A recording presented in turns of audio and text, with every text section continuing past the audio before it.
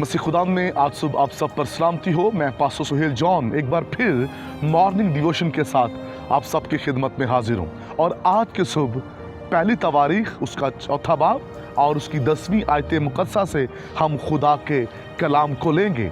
और आज सुबह का हमारा टॉपिक याबेस की दुआ है। खुदा के लोगों, याबेस की दुआ ईमानदारों को एक बहुत खूबसूरत पैगाम देती है। याबेस की दुआ ईमानदारों की ज़िंदगी में एक बड़ा काम करती है और इस बाबरकत शख्स की दुआ भी बाबरकत है। कभी कभार हम दुआएं तो करते हैं लेकिन हमारी दुआओं का तरीक़ाकार ठीक नहीं होता। हम सब कुछ मांग रहे होते हैं लेकिन उसमें जो पॉइंट्स होते हैं उन पर हमें ज़रूर गौर करना चाहिए। आज सुबह हम याबेस की दुआया ज़िंदगी और उसके पॉइंट्स पर गौर करेंगे। किस कदर उसके बाबरकत पॉइंट्स हैं। उसका नाम जैसा भी है, उसका मतलब जैसा भी है, लेकिन याद रखिए दुआ आपको निखार देती है, दुआ आपको बेहतरीन बना देती है। आप जब दुआ करते हैं तो दुआ आपके फ्यूचर को ब्राइट कर देती है। दुआ आपके ख़िलाफ़ जो तूफ़ान आ रहे होते हैं, खुदावंद का पाक रूह उन तूफ़ानों को थमा देता है। इसलिए दुआ का हमारी ज़िंदगी में होना बड़ा ज़रूरी है। यहाँ याबेस दुआ कर रहा है और उसने खुदावंद की हजूरी में पॉइंट्स रखे हैं। पहला पॉइंट वो खुदावंद की हजूरी में कहता है, खुदावंद मुझे वाकई ही बरकत दे।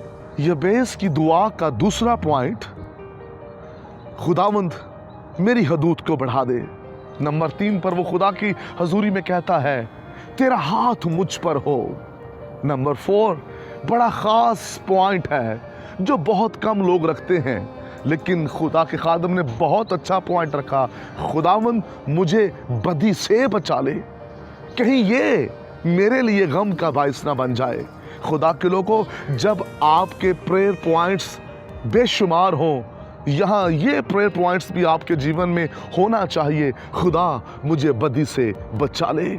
और जब आप खुदावंद की हजूरी में कहते हैं, खुदावंद आपकी ज़िंदगी में करता है।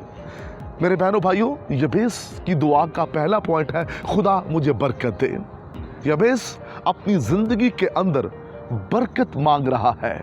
बरकत जब आपके जीवन में आती है तो आप बढ़ना शुरू हो जाते हैं। जब बरकत आपकी ज़िंदगी में आती है तो बरकत आपको मजबूत करती है।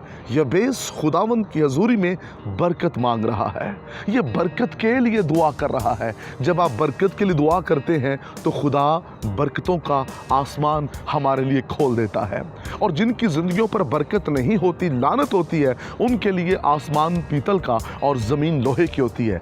और याबेस नहीं चाहता वो ऐसी हालत में ज़िंदगी गुजारे, वो बरकत को लेकर के अपनी ज़िंदगी का खूबसूरत आगाज़ करना चाहता है।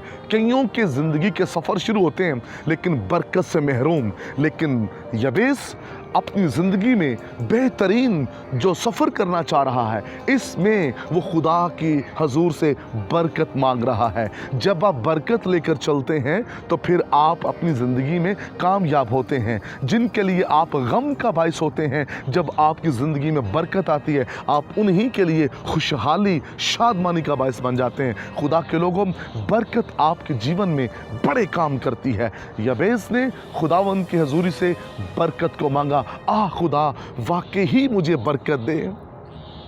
वो खुदावंद की हजूरी में टूट चुका है, अपने आप को उसने खाली कर दिया है। किस बात के लिए? खुदा के हजूर से बरकत के लिए। हर कोई बरकत पाना चाहता है, हर कोई बरकत का पॉइंट्स अपनी दुआ में रखता है, लेकिन याबेस की तरह अपने आप को कोई खाली नहीं करना चाहता।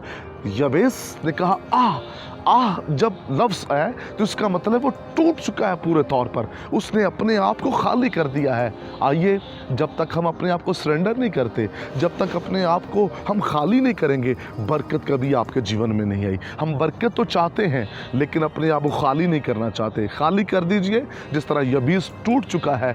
जब आपकी ऐसी हालत हो जाएगी तब आपकी ज़िंदगी में खुदा बरकतों की बारिश करेगा। खुदा इस कलाम के वसीला से आपको बरकत दे। मेहरबान आसमानी बाप, मेरी दुआ है जितने भी कलाम सुन रहे हैं ये याबेस की तरह बरकत पाएं और तेरा नाम जलाल पाए, यीशु नाम में, आमीन।